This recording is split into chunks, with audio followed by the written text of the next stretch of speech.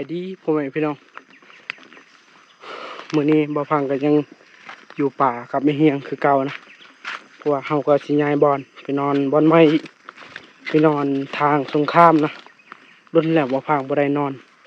ทางนั้นว่าสิเอาปลาขึ้นห้วยฝนตกบ่แห้งพอดีกระเทินไปหากินแล้วฝนตกส่ำนี้เอาคนเครื่องคนของไปย้ายลุ่มอีกเขตเมืองพีนอีกเพราะว่าบนนี้นะเฮาอยู่เข้มเขาเจ้านะเขาเจ้าก็ให้อยู่แต่ว่าเบิ่งนี้เขาเจ้า3คนเขาเจ้าไปหากินแล้วก็เอาน้องมาไปนำยานแบบเฮาลงกันทีก็มีแต่เฮาย้ายบอนไม้ไปลงลุ่มเลยแถวนี้ให้ในผ่าน3คนบ้านระเบ้านำมายามแหวแถวนี้จังได๋ก็มีแต่ท่าติดตามว่าสิมานหรือบ่นะย้ายบอน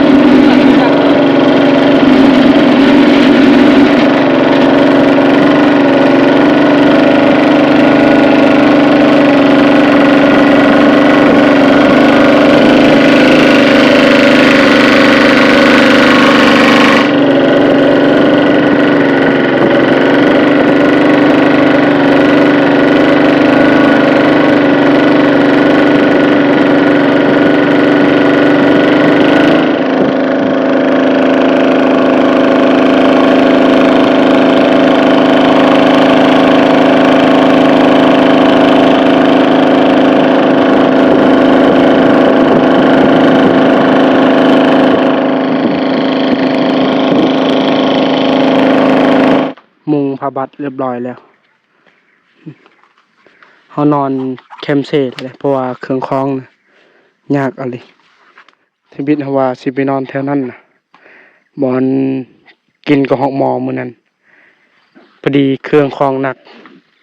ตอนนี้เวลา 4:00 นแล้วมื้อนี้แก่มื้อใหม่อีกนะเพราะว่ามื้อเช้านี้พลาดมื้อนี้ต้องได้แน่นอนแต่สัตว์น้อยนะบ่อยากยิงปานใดเพราะว่ายัดคักแล้วนี่แหละถ้าติดตามผลงานตอนแรกว่าสิได้ยังนะไปเลาะเบื้องนี้นะเบื้องนี้เบื้องบ่พายิงก็ห้องมองบ่ตายนะถ้าว่าบ่ได้ไปใส่มื้ออื่นเช้าสิเลาะทางนี้คือเก่านี่ลองไปเบิ่งครั้งนี้ทางนี้เป็นทางครั้งแรกเลยเอาไปลัดนะเพราะว่ามันขึ้นนี่มันมี2ทางนะเบื้องนี้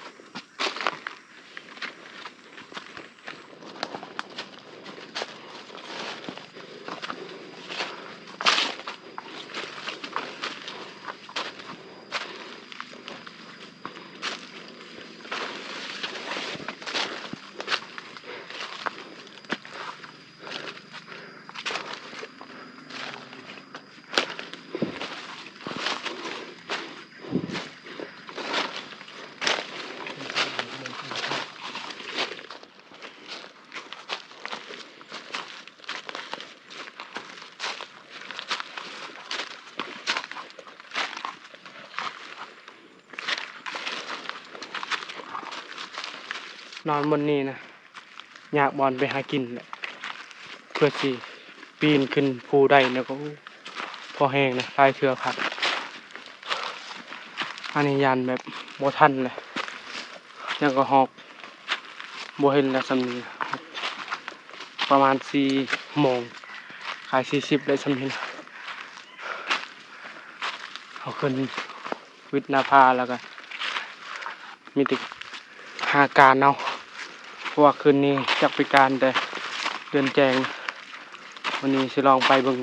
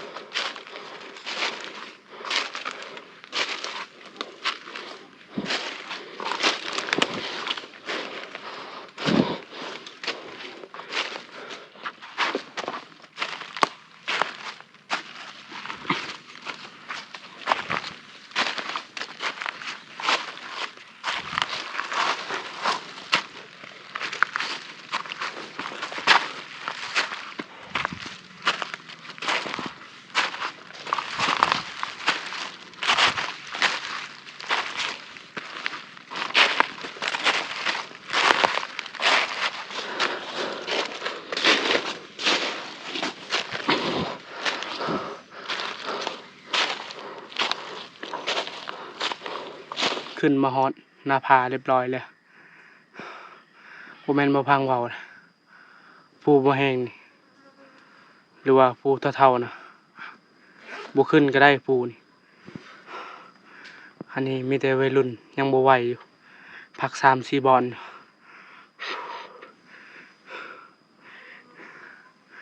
กินข้าวก็บ่อยากแซ่บปานใดย่างแบบนี้ย่างเมื่อยแถมหากินบ่มานอีก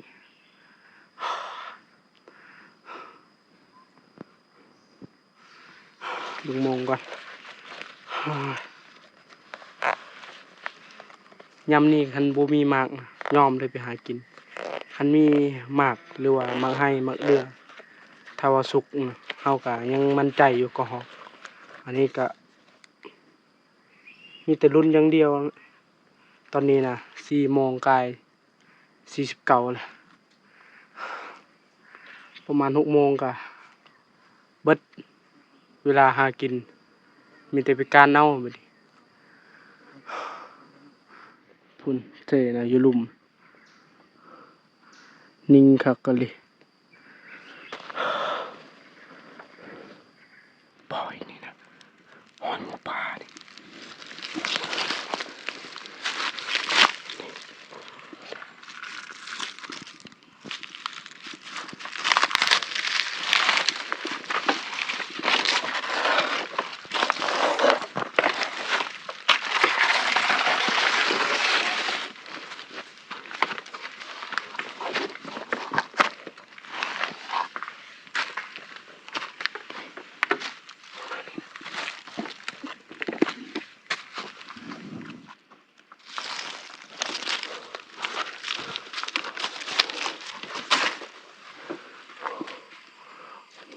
เส้นทางมันลงทางเขาขึ้นเลย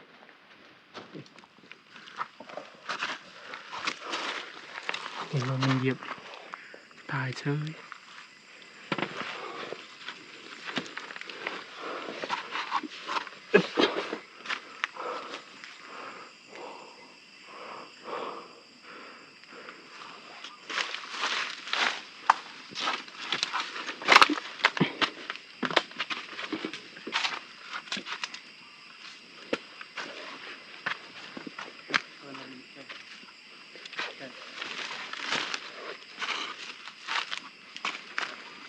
บ่พังคิดว่าหมูป่า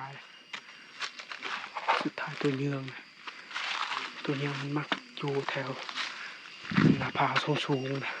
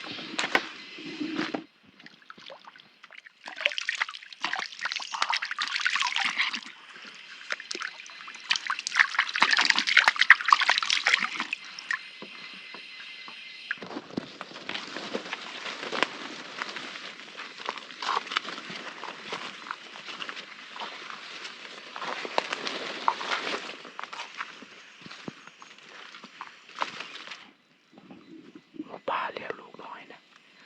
ตัวนี้ลูกมันนะ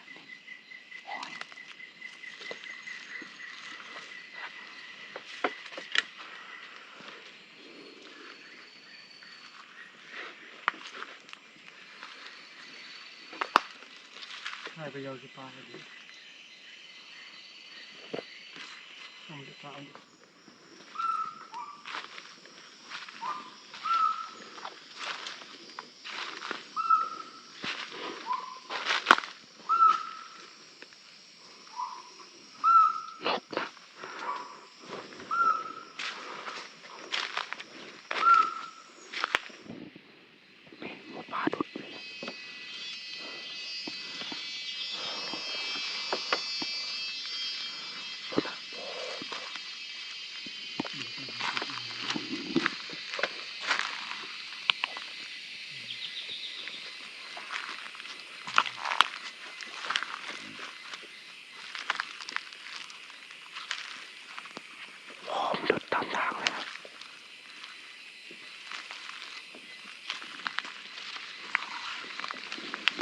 พอหอยหมูป่านะมันดุดตามทางนะลายโตอยู่ตามมาพังเบิ่งแต่การน้อยนะคือสิแม่นลูกมันดุดแถวๆนั้นนะมันดุดฮอดพี่ทาค่ำๆเฮาสิพิการทาติดตามกันนี่นะวันนั้นแหละบ่พังดักตอนไปกับแม่เดือนบ่พังพอหมูป่าคือลุมนะเพราะว่าหมูป่ามันนอนตามหน้าผานะเฮาสิลองไปการเมืองแถวนี้ก่อน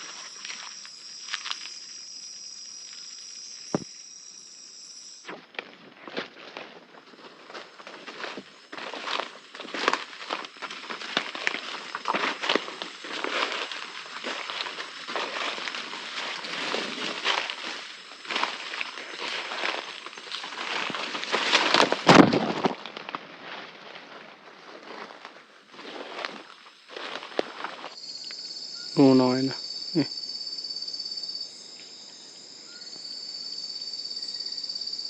ไปแล้วเป็นการบ่มานกลับมาฮอดที่พักเมื่อยเลยนะมันใจหมู่รุดแถวแคมทางกันไปการจมปวมนะพิเศษข้าวแก้วนกมื้อเช้านี้นะมาเด้อพ่อแม่พี่น้อง มาเด้อกินข้าวนำกัน ไปกินข้าวรอบดึกนำกัน ตอนนี้ 11:00 นเลยเนาะ 12 แล้วหาก็ลงมาแต่ป่านะ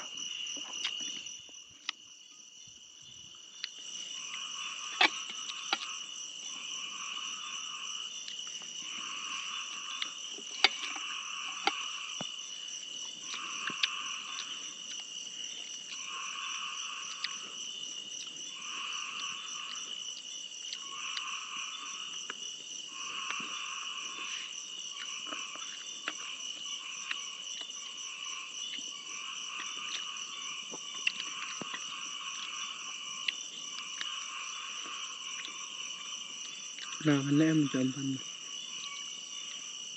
เอาดังตันตะวันเด็ก มื้อนี้บ่พังก็สิพักผ่อนเพราะว่าไปการก็บ่มานนะก็ไม่เฮียงเขาก็บ่ได้เอาไปสุดท้ายกลับมาฮอดบอน 12 โมงกินข้าวก็สิพักผ่อนมีแต่ท่าลุ้นมื้ออื่นแบบนี้แหละหากินนะระวังสัตว์ใหญ่นะสุดท้ายบ่ได้ถ้าว่าเฮายิงนกก็พอได้อยู่ 3-4 ตัวจังได๋ก็มีแต่ไปพ้อมื้ออื่นว่าบ่พังสิไปทางใด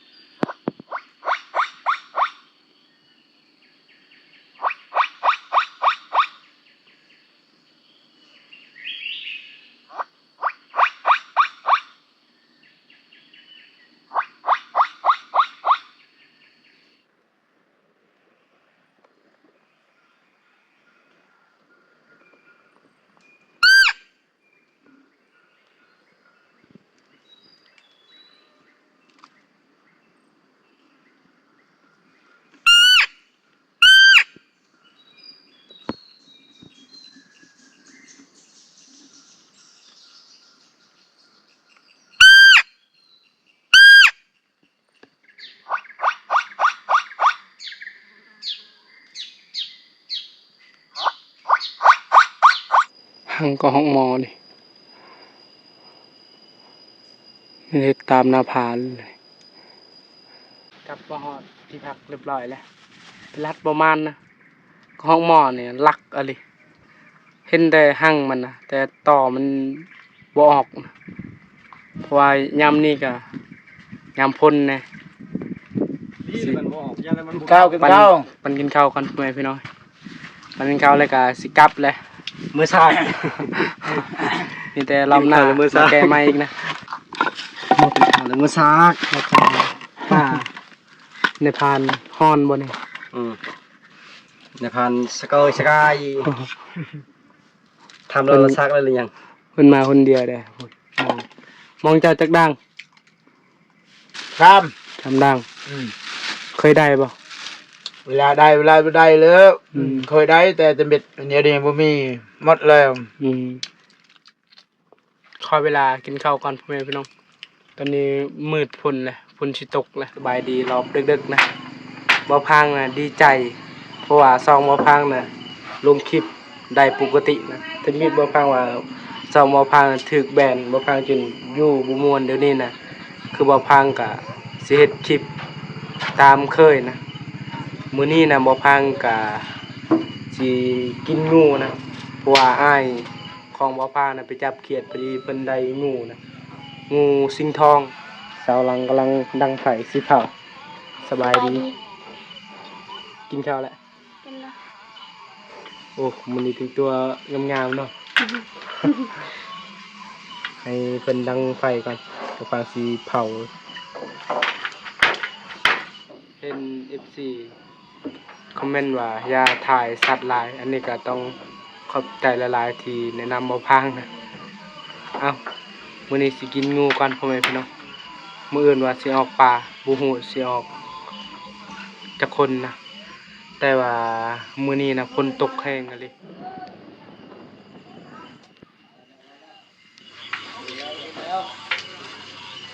ไฟของเฮาลุกเรียบร้อยแล้ว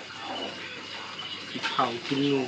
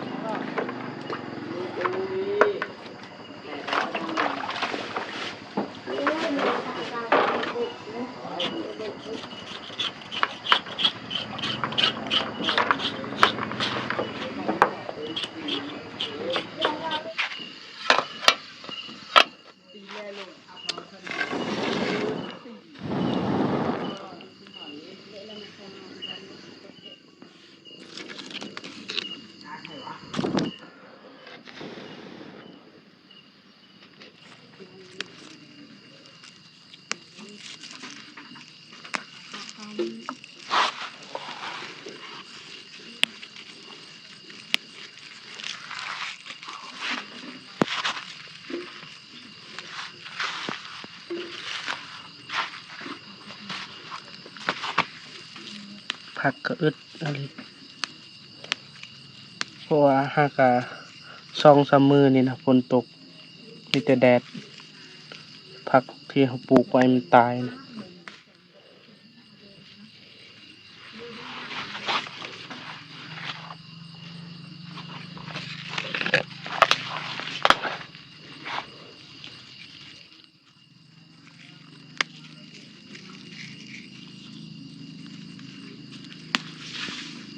เอาให้มันเกิดใหม่อีก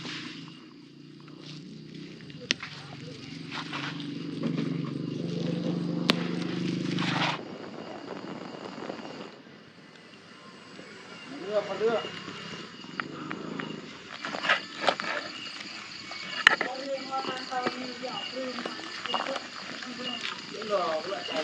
โห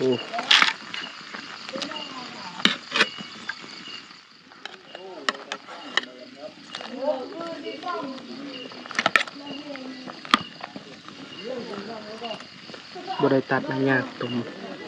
เพิ่นตัดเป็นตอนใครแน่นะ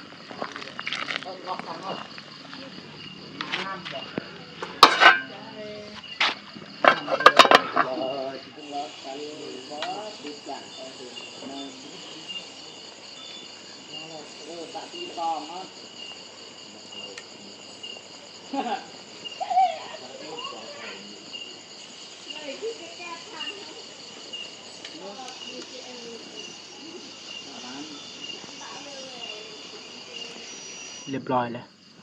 ต้มงูสิงห์ทอง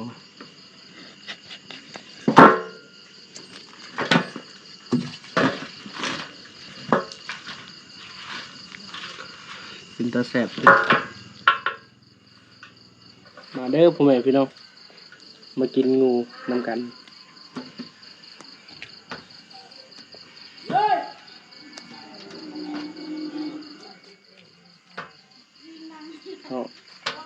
เอาเครื่องในมันก่อน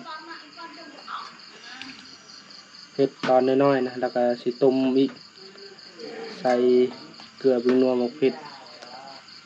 ก็สิกินมื้อนี้คือสิกินคนเดียวแหละตามเบิ่งนะเพราะว่าครอบครัวบ่พังก็พากันนอนแล้วแต่ละคนเมื่อยมื้อนี้บ่พังก็ออกให้นะบ่ได้อยู่เฮือนออกให้กับเมียแบบให้ที่บ่พางสักมื้อนั้นพอดีมันตายบ่นานแดดพอดีวานนี้ฝนตก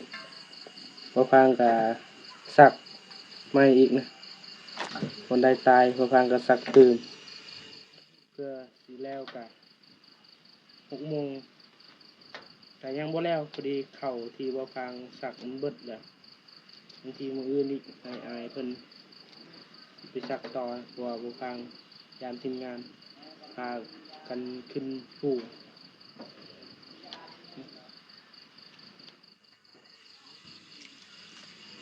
คือตอนใหญ่ๆเลยเมืองซีนนะ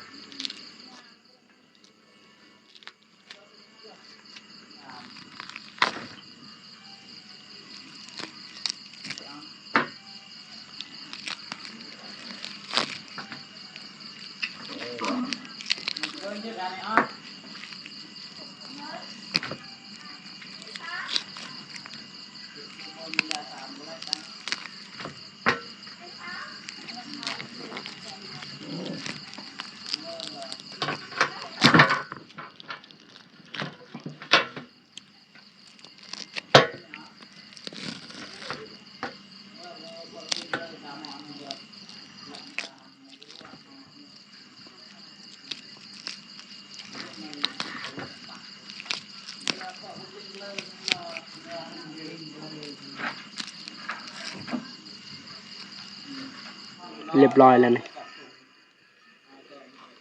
บ่พางสิต้มต่อยนะ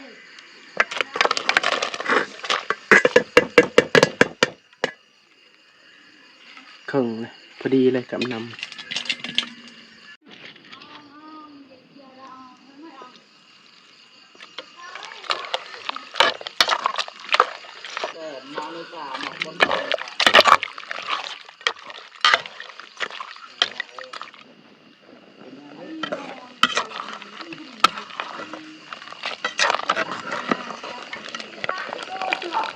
มันได้กินบ่คุณแม่พี่น้อง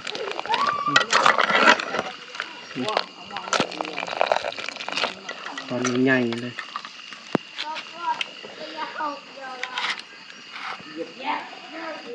ข้าอนุญาตคุณแม่พี่น้องเอาพางซีมึงก่อนฮอนๆเลย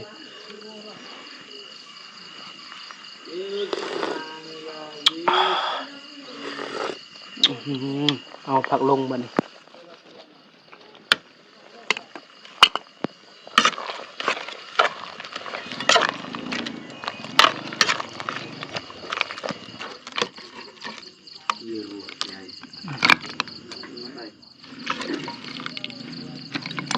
คือไม่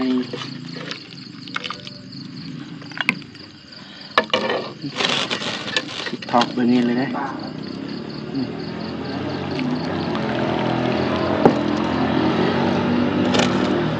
อ้าวเรียบร้อยเลยเรียบร้อยเลยบ่บุญก็มา สบายดี บ่เบืองก็มามัน มากินข้าวนำกันเนอะ เป็นรุ่นคนหล่อมากินคนเดียวบุมวน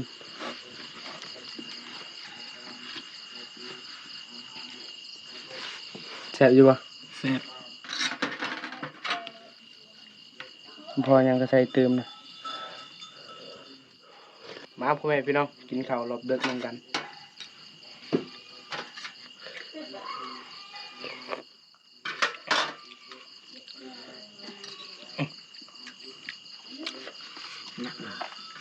น้ำมง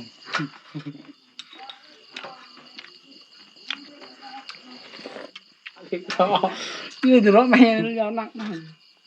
แล้วก็มันเตะแล้วก็ดุด้วยครับดังเลยอะไรก็มาหาเจาะหาจนเกิดรับแล้วคันเกิดหลับฟังโบเปเหมือนก็คือยอดนี่ไม่โดนยอดแรกมันตัวละบาทเอาละจะร้อยละ เรามายืนยาวเลย คันพานเปล่าซ้ ทานก็ทาน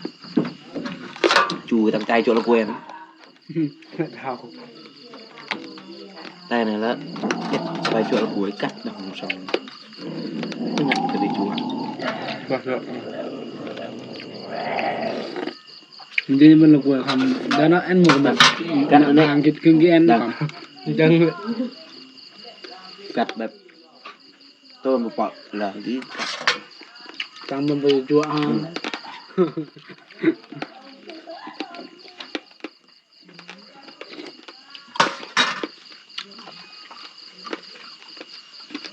เดินเท่าไหร่กันเดินห้องเดินเจ็ดเลยตอนนั้นมันเปลี่ยน ต่อว่า นั่นเลยสับเก้า แกเนี่ยก็เป็นเมียเลยเมียธรรมดา อันนี้จัด แบบทำไปต่อแล้วอันเมียอีกเดินหนึ่งดูหนึ่งมาในนั้นไปอันตึง โดยลีสโก้มาในละ เราก็มีบาดไงหรือมีเท่ๆมันจะเลินน้องครัวครับ ตะโรคือแกแยะแก กินข้าวอิ่มเรียบร้อยแล้ว3 คนพอดีเบิดเลยงูนะพอดีอิ่มแต่ละคนนะก็สิขอเวลาพักผ่อนก่อนพ่อแม่พี่น้องเอาก่อนอื่นก็ต้องขอบใจพ่อแม่พี่น้องที่เป็นห่วงเป็นใยนะก็ขอให้พ่อแม่พี่น้องสุขภาพเข้มแข็งเฮ็ดสิ่งใดขอให้ได้สิ่งนั้นการงานการเงินขอให้ได้หลายกว่าเก่าเด้อพ่อแม่พี่น้องเอาสำหรับ EP นี้ก็สิบ่มีหยังไรก็ต้องขอบใจพ่อแม่พี่น้องที่ติดตามและให้กำลังใจบ่ผ่านได้มาตลอดโอกาสหน้าพบกันใหม่บ๊ายบาย